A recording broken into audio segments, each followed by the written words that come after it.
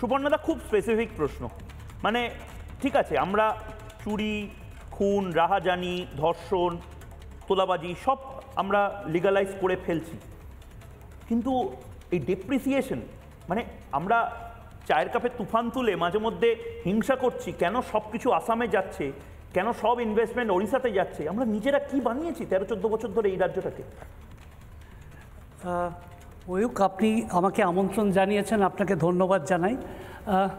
আমি খুব সংক্ষেপে 1.5-2 মিনিটের মধ্যে জাস্ট চারটে শব্দ তুলে ধরতে চাইব, যদি আপনি আমাকে একটু সময়, জাস্ট 1.5 মিনিট সময় দেন। প্রথম হচ্ছে যে তোলাবাজির সাথে, তোলাবাজির জন্য যে এখানে শিল্পায়ন হচ্ছে না, এইটাও যদি কেউ ভাসিয়ে দেওয়ার চেষ্টা করেন এই সরকার, এটা বোধহয় সরলীকরণ হবে, তার কারণ তারা বোধহয় নিজের দোষটা নিজের ঢাকতে চেষ্টা করছেন।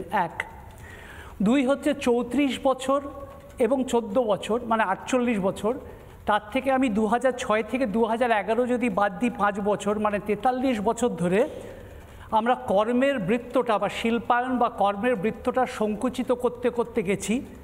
তার ফল কি হয়েছে? ফল হয়েছে প্রাকৃতিক সম্পদ এখন লুট হয়, প্রাকৃতিক বিপর্যয় এবং নির্বাচন একটি অর্থনীতি হয়ে দাঁড়িয়েছে। এবং যে বড় বড় নাম নিয়ে আমরা বিশ্ব বাংলার সম্মেলন করি তারা তোলাবাজির শিকার হন না, কিন্তু যাদের সম্বন্ধে আমরা বারবার গলা ফাটাই এবং সত্য তাদের অবদান ভোলা যায় না, সেই ক্ষুদ্র এবং মাঝারি শিল্প, তারা কিন্তু, যারা আমাদের ভিতপ্রস্তর, তারাই কিন্তু আজকে মুখ্যমন্ত্রী যে শব্দটি ব্যবহার করেছেন তারা বোধহয় তারই শিকার। ময়ূক, এটা আমার প্রাথমিক আপনার কথার রিয়াকশন। ধন্যবাদ। তার মানে আপনি বলছেন যে এর কোনো জেল, কোনো গ্রেপ্তারি, কোনো কিছু হবে না, মানে মমতা বন্দ্যোপাধ্যায়, আমি হিসেব দিয়ে বলছি, মমতা বন্দ্যোপাধ্যায় না, আপনি কিছু করতেও পারবেন না। তার কারণ প্রথম কথা হচ্ছে যে আপনি আজকে যদি খবরের কাগজ, আপনি নিজে এতদিন ধরে সাংবাদিকতা করছেন, আমরা যদি ইনফর্মাল ইললেজিটিমেট ইকোনমি একটা তৈরি করেছি। আপনি যদি যে কোনো রাস্তায় দেখেন সেখানে কটা লেজিটিমেট হকিং হয় এবং কটা হকারের হকিং যেটা হয় সেটা নেই। দোকানগুলো তারা বেশি টাকা দিয়ে, মাঝে মাঝে দোকানদাররা ভাবছেন যে তারা বোধহয় নির্বুদ্ধিতা, তাদেরই নির্বুদ্ধিতার প্রকাশ যে তারা দোকান খুলেছেন, তারা কেন রাস্তায় বসেননি।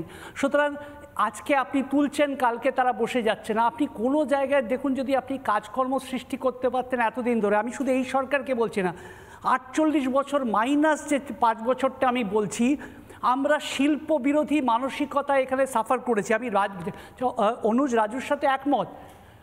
অন্য জায়গায় কি টাকা কড়ি দিতে হয় না কাউকে? নিশ্চয়ই দিতে হয়, কিন্তু টাকা কড়ি দিয়েও কিন্তু গুজরাট, মহারাষ্ট্র, তামিলনাড়ু, এনসিআর এগুলো কিন্তু শিল্পের মানচিত্রে 1 নম্বর জায়গায় থাকে।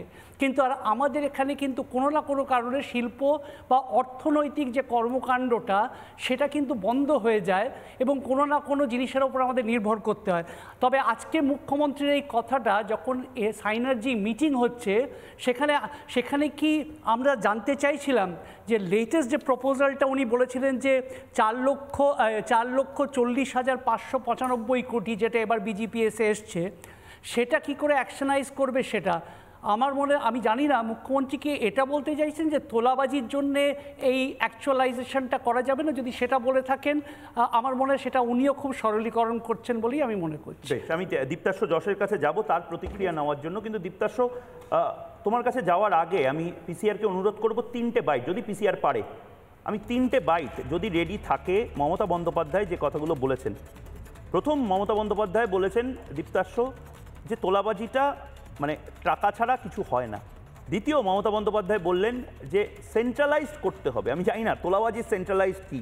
আর তৃতীয় বলছেন যে পুলিশের অনেক কাজ, আইন শৃঙ্খলা, মানে করাপশন নিয়ে পুলিশের কোনো কাজ নেই, তাহলে ভিজিলেন্স আছে কী করতে। 3টে বাইটে আমি পরপর শোনাবো এবং তারপর দীপ্তাশ্ব তোমার প্রতিক্রিয়া নেব।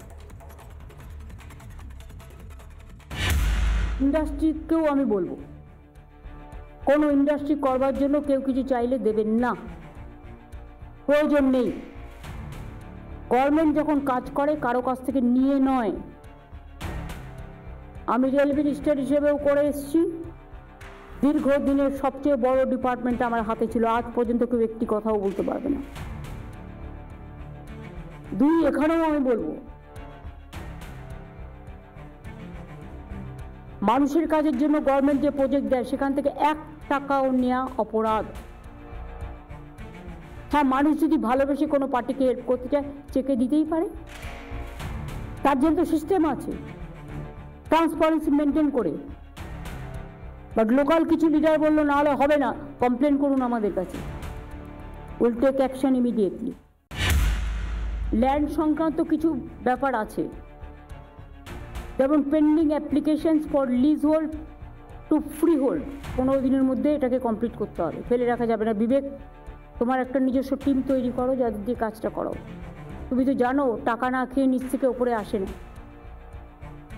ওটাকে বন্ধ করতে হবে, টাকাটাকে ফাঁকা করতে হবে, ডিরেক্ট সেন্ট্রালাইজ করো এবং নিজে দেখে নাও। One type of people are manipulating all this, সেটা যেন না হয়। এটা মাঝে মাঝে সারপ্রাইজ চেক করতে হবে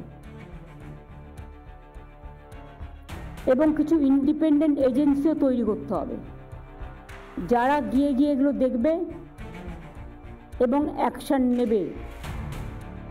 পুলিশের অনেক কাজ থাকে, ল অ্যান্ড অর্ডার সামলাতে তারা টাইম পায় না। সুতরাং আমাদের যেগুলো আছে তারা যে খুব একটা কাজের তা বলে আমি মনে করি না। আমাদেরও কিছু এজেন্সি দরকার, ইন্ডিপেন্ডেন্ট এজেন্সি, যারা রিয়েল টাইমে রিয়েল রিপোর্টটা দেবে, সেটা দেখতে হবে। নানা ধরনের কন্টেন্ট দেখার জন্য লাইক করুন, শেয়ার করুন আমাদের ফেসবুক পেজ, সাবস্ক্রাইব করুন আমাদের ইউটিউব চ্যানেল। পাশাপাশি অন্যান্য ব্রেকিং নিউজের জন্য অবশ্যই চোখ রাখুন রিপাবলিক বাংলায়।